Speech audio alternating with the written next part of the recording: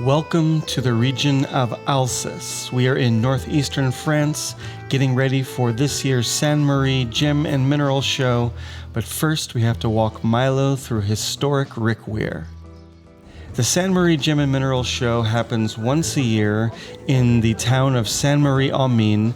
This is our third year going, and my second year making a video. This year we were there for 2 different days, so we decided to do the show in 2 parts, which makes a lot of sense for this show because the show is divided into 2 parts, the mineral side and the gem and jewelry side.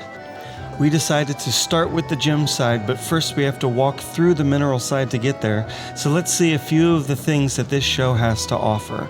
From beautiful displays of minerals from all over the world, amazing and colorful crystals, and of course, lots and lots of vendors with lots and lots of stones. And we've got one friend here who's got cut stones in the mineral side. So let's check these out real quick. And of course, I've got to make my yearly stop to see the rare and vintage books, one of my favorite parts of the show. Sadly, I've already bought everything from this booth that I think I need, and so this year I didn't find anything I needed to get.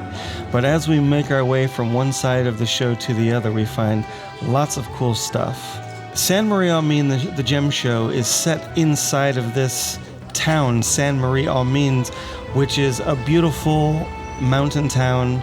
We've got a valley with amazing, colorful 19th century buildings and all of these pointy white-top tents in between the streets and the houses. So half the show's on one side of town, half the show's on the other side of town, and you can kind of keep to your theme. And today, of course, we're seeing the colored stones, some people who are friends of ours, and some people that we're just meeting for the first time. So we love this show. It's such a beautiful show. Gorgeous weather, gorgeous locality, amazing local wines, great food, and lots of fun. So we spend our whole first day just checking out all kinds of gems. We've got a little shopping list for our customers, and of course we've got Milo with her brand new carriage, and we're making our way through the show and just fulfilling our list, finding the things we need, doing some price shopping, talking to some of the different vendors to see where all of these beautiful things are coming from, and mostly just having a bit of a vacation. This is really the perfect mixture of pleasure and business, and I think almost everyone that we know that goes to this show feels exactly the same way. It's small, but everything that you need is there. It's all already in Europe, so you don't have to worry about paying the import duties that you'd have to if you were going to bring stuff back from, for instance, the Tucson show or the Bangkok show. And it's only a few hours from home, so we can just drive there in peace. We run into some friends who have booths, including our friend Stéphane Reynard, who does some really beautiful glyptic and intaglio work, and just some generally cool faceting in general. And then right next to him, we've got our buddy Antoine from Fralap showing off his machines, as well as some rough that he's got for sale. Along the way, we run into some really stunning pieces, cut and uncut, including this one that I can't say too much about, but just a little beautiful glimpse of something that we got to see walking past.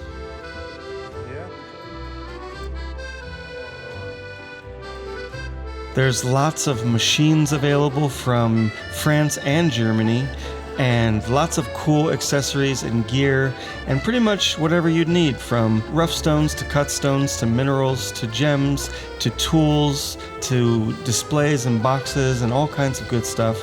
And then at the end of the first night, it's only right that we go to a local winery, try some of the wines, and despite the hot weather, all of our friends from England and abroad are here, so we decided to do a fondue in our Airbnb, and afterwards we notice some very interesting birds sitting on top of the houses.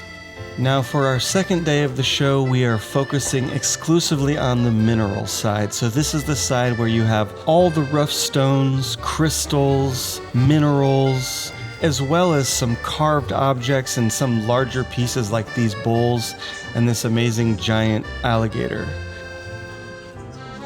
You've also got petrified wood and fossils and huge quartz points and all kinds of other good stuff, some of it pocket size and some of it giant size. Last year we picked up one of these beautiful amethyst churches, and this year I was thinking, what else could we get for the house that would be cool? And so we're looking at other sort of geode formations that aren't amethyst to see what we might be able to bring home for our own place. Along the way we see all kinds of cool stuff: spheres, crystals, tools. Some of these are even used tools for sale, which is always kind of fun because you just never know what you're going to see.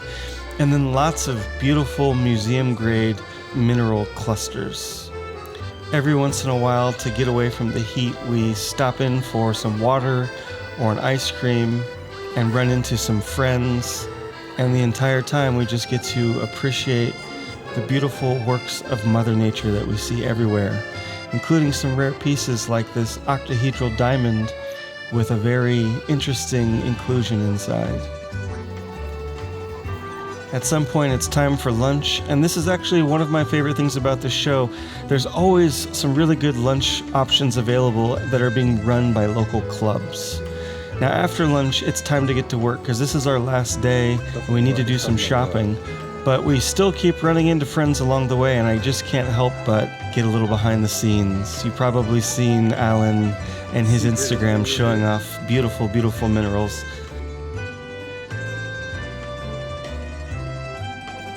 Let's go see how the dog's doing at the gem show. Oh wait, she's been replaced by gems. It's all bags of gems. And for our final evening, one of my favorite moments of the show, several years running, the Apéro Lapidaire. This is a gathering of gem cutters from all over the world. This year we met people from England, from France, from Germany, from America, and more. And finally, the most fun part maybe is when we get home and we get to unwrap everything and see what we get to add to our own collection. So this is crystals, rough gems, cut stones, a few tools, bookends, some geodes, some more faceting rough, and of course, some memories. Can't wait to see the show next year. Thanks for joining me on this adventure, and I hope that you can make it sometime soon.